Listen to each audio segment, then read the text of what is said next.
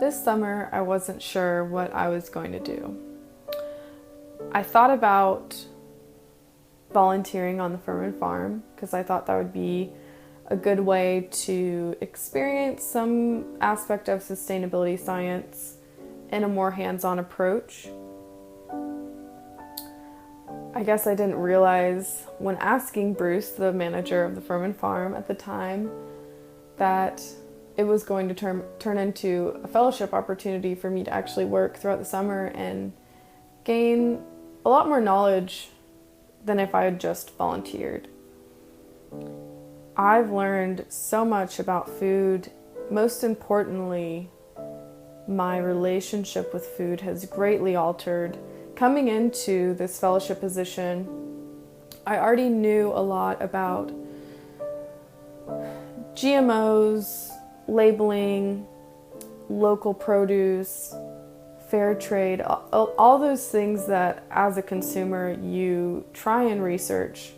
But I had really little to no clue about how food was grown, which is kind of bizarre if you think about it. As a consumer, we research so much, we scan labels so much, but do we even really know how green beans are grown? Do we know when to even harvest a green bean? Do we know which region green beans grow in? As a human being, for our own sustenance, it's very valuable to know this information first off, and it's also really important because without this information, without this knowledge, there is really no relationship with food. And it really surprised me that I had really such a detached relationship to the foods that I ate.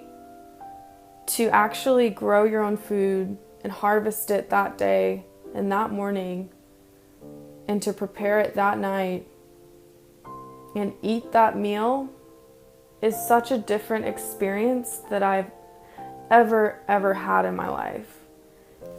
To know that I grew that and I harvested that and I nurtured that plant makes me not want to waste food. It makes me want to get creative with the foods that I cook and the foods that I eat. And it also makes me more open-minded to certain foods that I may have never tried that are actually seasonally grown where I live.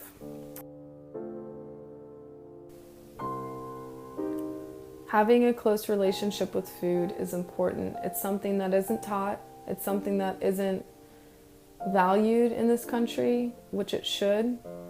And I really hope that this documentary inspires others to do the same and experience food the way I have this summer.